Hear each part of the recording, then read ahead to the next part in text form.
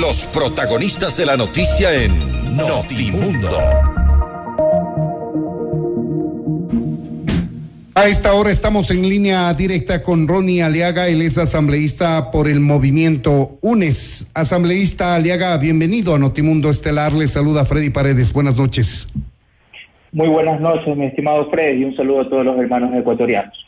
Gracias por su tiempo, asambleísta. ¿Por qué se opone el bloque de UNES a esta consulta popular que anuncia el presidente Guillermo Lasso? La haría probablemente dentro de este mismo año, al menos la convocatoria.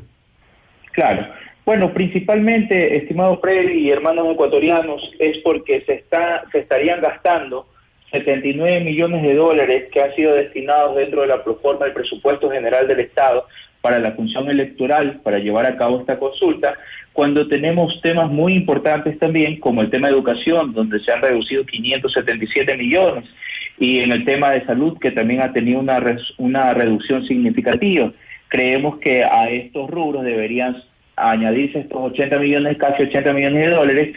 Sin embargo, hemos notado la insistencia del gobierno del presidente Guillermo Lasso de acudir a los mecanismos de consulta directa al pueblo ecuatoriano, que es totalmente válido, por supuesto que sí, pero también identificamos que este gobierno se trata de llevar adelante la gobernabilidad a través de decretos, a través de consulta popular, pero también a través de amenazas a la Asamblea Nacional. Entonces hacen una amenaza flagrante a la Asamblea Nacional, hablando de una posible muerte cruzada, pues la Asamblea Nacional ha respondido que no tenemos miedo a una muerte cruzada, y si ya se van a gastar esos recursos públicos en una consulta popular, pues lo lógico sería que también se podría hacer la suerte de anticipar elecciones para que haya una Asamblea Nacional que vaya en sintonía con ese supuesto 74% de aceptación que tiene el presidente Lasso, y yo creo que ahí no tendría esas quejas del supuesto entorpecimiento y empantanamiento que está gestionando en este momento la Asamblea Nacional en el trabajo legislativo en base a los proyectos de ley que ha presentado el gobierno, que dicho sea de paso, únicamente han presentado 2 proyectos, estimado Freddy y hermanos ecuatorianos, 2 proyectos de ley, uno el tema de comunicación y el otro el tema de la ley orgánica de educación. Entonces yo no creo que por ningún lado haya el tema o el afán de la Asamblea Nacional de entorpecer. Más vale, nosotros estamos para cuidar los bienes y los recursos de todos los ecuatorianos que en este momento están clamando por educación, empleo, salud y seguridad ciudadana.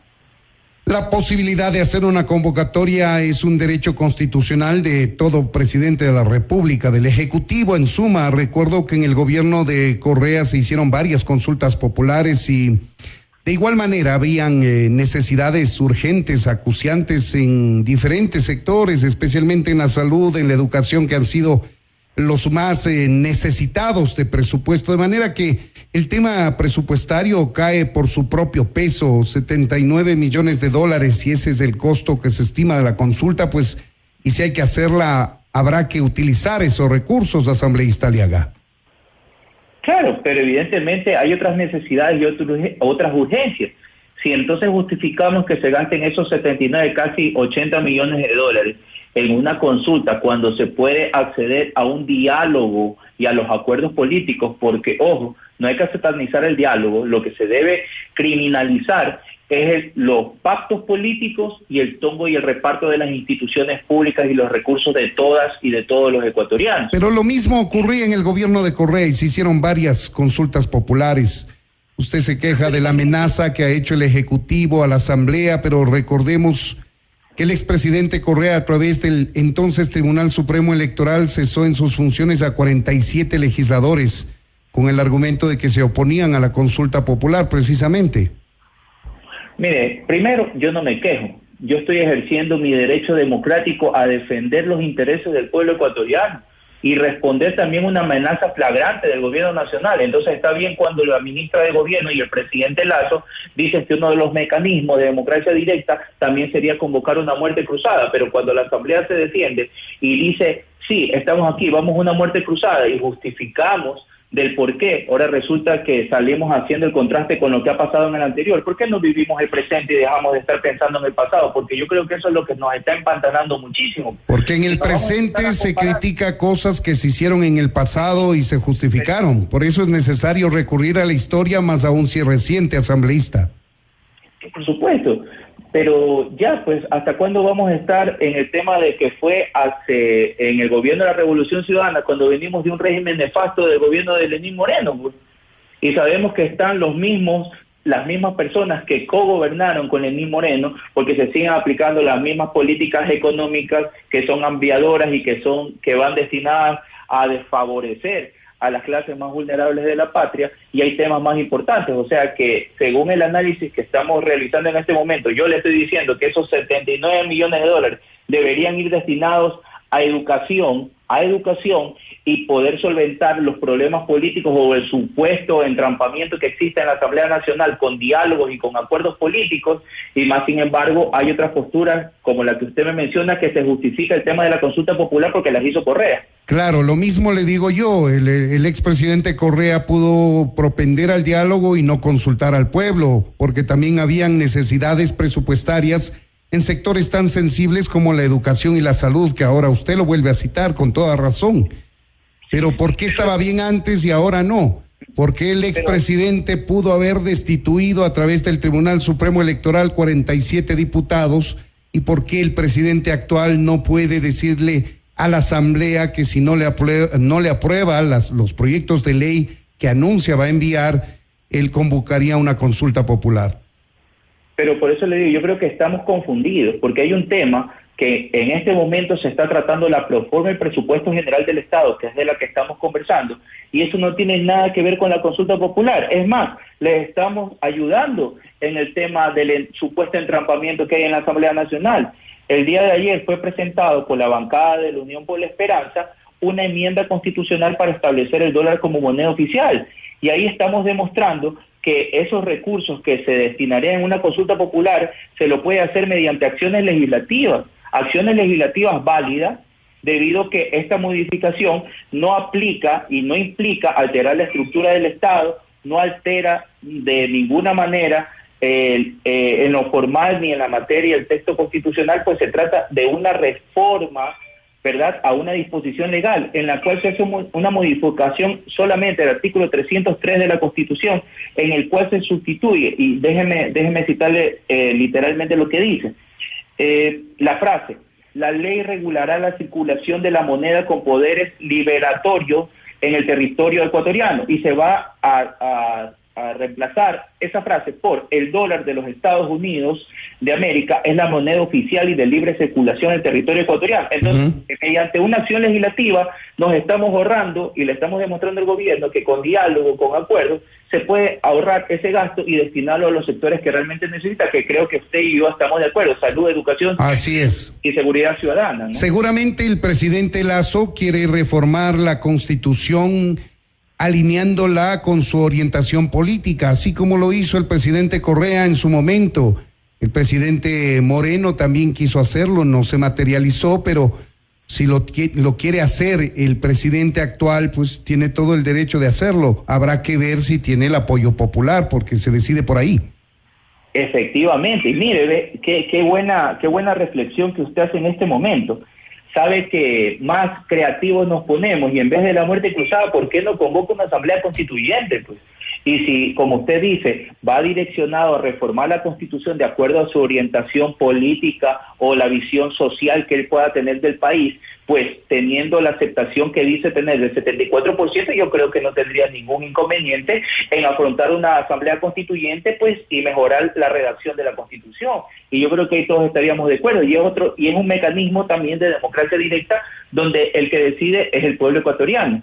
Así es la atribución del Ejecutivo en este caso. Si va por la consulta popular, convoca una asamblea constituyente, como en su turno cada uno de los presidentes pudo hacerlo.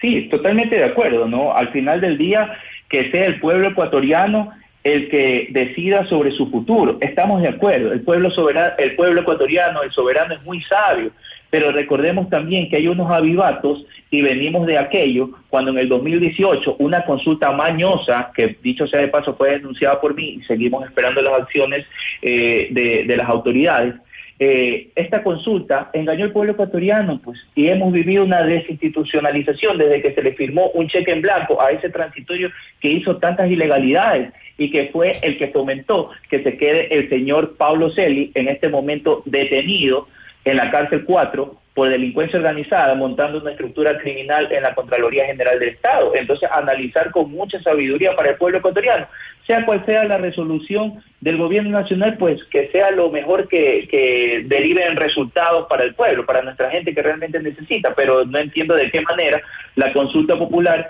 en este momento tiene algo que ver con el tema recursivo, en lo que tiene que ver con salud o educación, cuando ya se están tratando esos temas dentro de la Asamblea Nacional y hasta donde nosotros hemos comunicado a la ciudadanía, el informe aprobado por la Comisión de Régimen Económico ni siquiera fue leído, peor debatido dentro de la comisión. Será el Pleno de la Asamblea Nacional como máximo órgano interpretativo y resolutivo que haga las observaciones necesarias a la proforma del presupuesto general del Estado.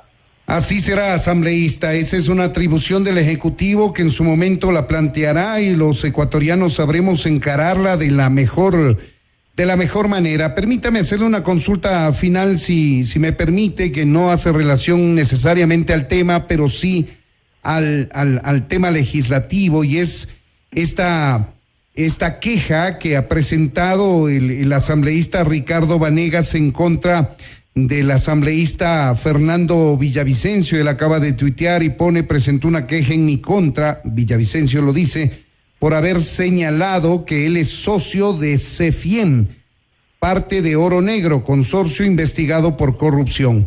¿Qué criterio le merece esto, asambleísta? Bueno, el día de hoy en 2 jornadas hemos tratado este tema. Se han presentado los abogados representantes y defensa del señor Fernando Villavicencio, así como también ha comparecido el doctor Ricardo Vanegas. Hemos escuchado como miembros del CAL. Recién a las 7 de la noche fue suspendida la sesión para ser retomada el día de mañana a las 4 de la tarde, pero hay varios elementos que hay que analizar con mucho detenimiento. Por favor. Uno de los principales sustentos en los que basa la defensa el señor Villavicencio es que la información no está desmaterializada de los portales donde surgió la información. Pero hasta donde yo tengo entendido, el mismo señor Villavicencio, en contra de la asambleísta y que es actual vicepresidenta de la Asamblea, Bella Jiménez, también sacó información de un portal digital que, dicho sea de paso, es del señor mismo, o sea, del señor Villavicencio, de conocimiento público, ¿no? Y ahí no siguen estos pasos, pero ahora su defensa dice que no debería hacerse de esa manera. Coincido muchas veces de que aquí lo que dice la ley y la Constitución, mejor dicho, lo que aplica aquí es la ley y la Constitución, dice que cuando un ecuatoriano esté en conocimiento de un presunto delito tiene que poner la denuncia ante la autoridad competente, y eso no existe. Entonces imagínense, en unos casos para el señor Villavicencio sí funciona divulgar información muchas veces reservada a través de portales digitales y hacer un show rimbombante, y cuando al señor se le acusa de la misma manera, en base a esos portales digitales, resulta que hay que hacer todo el proceso legal. Entonces, ese elemento es muy importante, está siendo valorado, además de que no solamente es haber presuntamente difamado a otro legislador, sino los reiterados ataques en base a información que no ha sido corroborada o confirmada a través de medios públicos, digitales y de las diferentes plataformas. Entonces, la sesión se desarrollará el día de mañana en la ciudad de Riobamba, es de carácter semipresencial, y estaremos analizando este y otros criterios que fueron argumentados por la defensa del legislador Villavicencio, y así mismo como los elementos presentados por el doctor Vanegas, que es la persona que ha puesto la queja. Estaremos pendientes entonces a ver qué resuelve el CAL respecto de esta queja del asambleísta Vanegas en contra del asambleísta Villavicencio. Queremos agradecer a Ronnie Aliaga, él es asambleísta del Movimiento UNES. Muchas gracias por habernos atendido, asambleísta. Mi estimado Freddy, muchísimas gracias a usted por el espacio y un saludo a todos los hermanos ecuatorianos. Una muy buena noche. Buenas noches también. Esto es Notimundo, amigos, siempre bien informados.